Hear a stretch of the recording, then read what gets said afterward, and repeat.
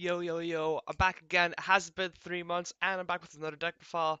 Um, Level 1 Beat is a very historical deck in the game of Yu-Gi-Oh! Hasn't ever topped anything, I'm almost certain. Maybe some OCG events. I remember there was like one level 1 Monster Mash deck in particular that just played like 40 monsters or something. Played Symphonic Warriors and stuff. It was absolutely crazy. It's really fun to play. Um, yeah. But this is kind of, a new version of it. With these new Lyrilusc things that came out in Maximum Crisis, I was like, I could go back to level 1 beat and try and make a deck. Little did I know, there are so many variations you can play. You can play like Relinquish build, you can play like a rank up magic type build. It's absolutely crazy. But this is my lyrical Lyrilusc or Lyrilusc version of the deck. So yeah, I play 3 of each Lyrilusc monster. So this one, Turquoise Warbler. It's like a Terror Top. If you control the monsters, you can summon it from your hand, and then if it's special summon from the hand, you can special summon a Lyrilusc monster from your hand or graveyard. You can only use this effect of Turquoise Warbler once per turn. This card's really cool. It's a cool starter card. Level 1. Yep. 3 Cobalt Sparrow. If this card's special summon, you get to add a level 1 Winged Beast monster from your deck to your hand. You can only use this effect once per turn. And then a Wind XYZ monster that was summoned using this card on the field as an XYZ material gains the effect that your opponent cannot target this card with card effects. That's fairly decent. Um, the ability to add any level 1 Wind Beast monster from your deck to hand means we can play, and search DD Crow, which is like a fairly decent hand trap at the moment. Not completely terrible. You could also play Drone Lockbird. That dog card's pretty good. I think it's level 1. Let's check. Yeah, you can play Drone Lockbird as well. This card's pretty cool. Yeah. Another thing you can play. I saw it's not a Wind Beast though, unfortunately, but it's a spellcaster, whatever. Um, then you can, and then 3 of the Sapphire Sparrow. This card's really cool. If you control a Wing Beast monster, you can summon it from your hand, and then you can summon this and a level 1 Wing Beast monster from your hand. So you can summon like a DD Crow from your hand or whatever. And then you can only use effect once per turn. And then if you XYZ with this, the XYZ summoned monster gains the effect that if it's XYZ summoned, you can target a Lyrilusc monster in your graveyard, attach this card as an XYZ material. This effect's not that great. You're just using this effect for its like Kage to Kage type effect, just like summon a bunch of cards from your hand, and flood your board, make a bunch of XYZs. Cool. And then we're playing 3 Mystic Piper because it's level 1 deck. Really cool card. A bit slow, but it's more of a casual deck. And this card's just like really like the nuts if you contribute it, because you can go summon this guy, draw 2 or whatever, and then if you draw, your Turquoise Warbler and like all these other cards, you can just go off them. And we're playing Trick Kinka because it's really cool. If you don't know what this card is, it can't be special summoned, and then it's a spirit monster, so it goes back to your hand when you flip it up, or it goes if it's normal summoned. And then when this card is normal flip summoned, you can target a level 1 monster in your graveyard, special summon it, but banish it when it leaves the field. Basically, this is a 1 card, rank 1. Fairly decent.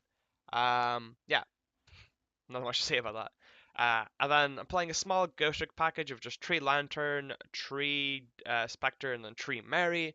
It's a really small engine. I didn't want to play Jiangshi, I think its name is. Um, just because it's not a level 1 monster, it doesn't synergize that well, and it's a bit too slow. This is kind of just like a defensive measure. You can just not play this engine at all, but I just wanted to play it just for nostalgia's sake. And then this is another new monster in this like level 1 beat deck. Raid Raptor Lash Strix. Basically, what this guy does is you just tribute him to summon a Raid Raptor Wing Beast, or yeah, any Raid Raptor XYZ monster from your extra deck in defense position, but its effects are negated, right? You might be wondering, why? Why are you playing this card? Doesn't seem that great. It goes to the monster you summon goes to your extra deck in the end phase. Well, we summon Ultimate Falcon, and then we slap a 7 Sins on top of that bitch. That's a 4K monster for level 1 guy. And this guy, he can be searched. He can be searched by your Lyrilusc monsters. He can be summoned from your hand with the Sapphire Sparrow thing. Don't tell me that's not great. That's cute.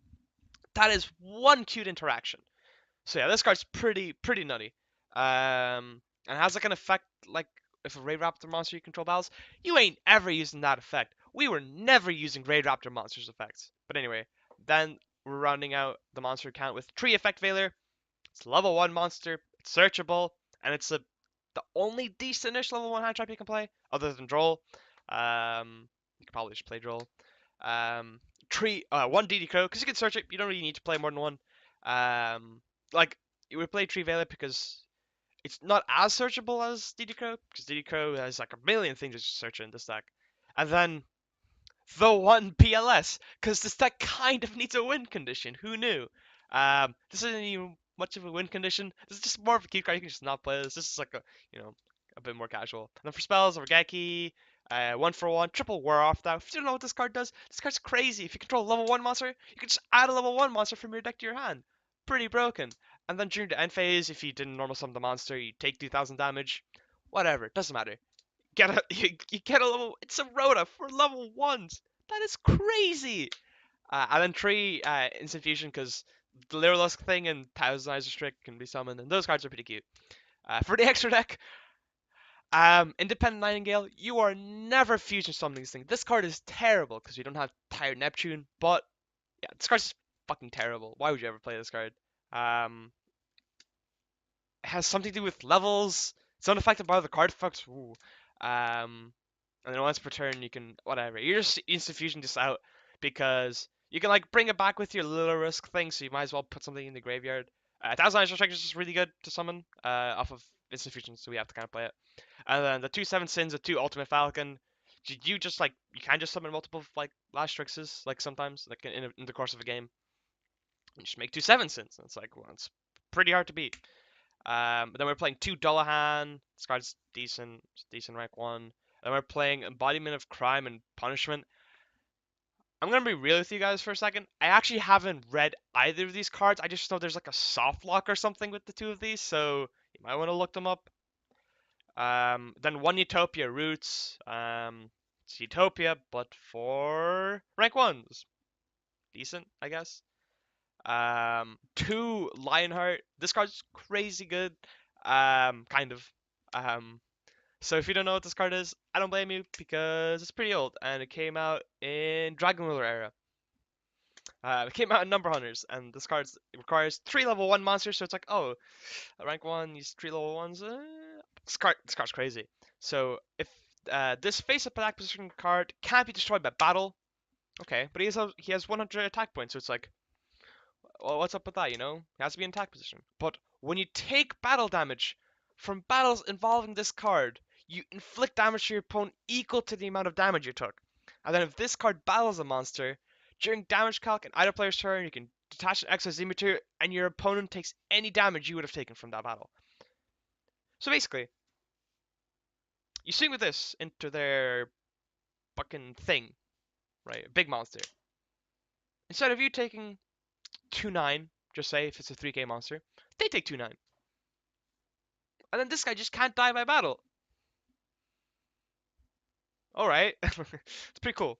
And then I'm playing 2 of the Lyrilusc Assembled Nightingale. This is the boss monster-ish type thing for the Lyrilusc monsters. Other than the terrible fusion monster, don't play this card ever. But yeah, so it requires 2 or more level 1 monsters, so maybe it's good.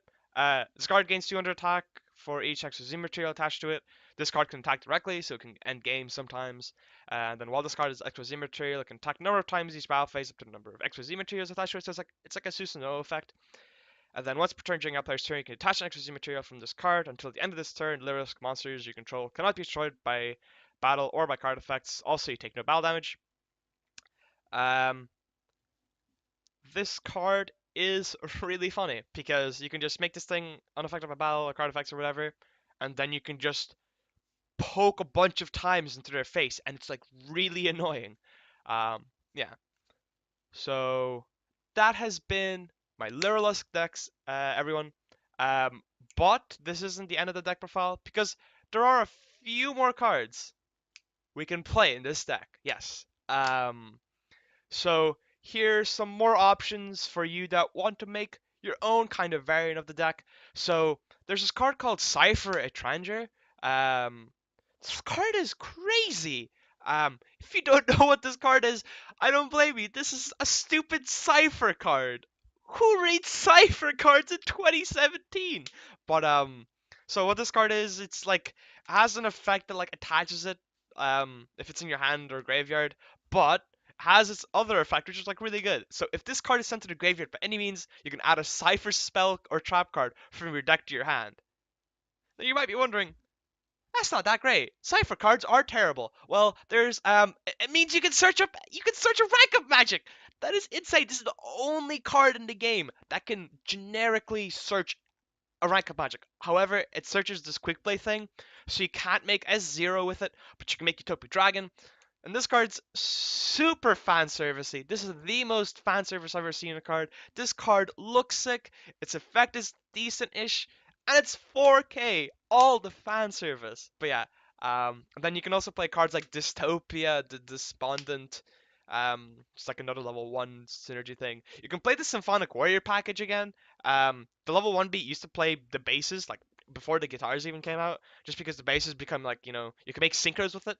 So you could play, if you have a full hand of guys, you summon the bases, you make them like a level 7 monster, you can synchro into 8. Pretty sweet.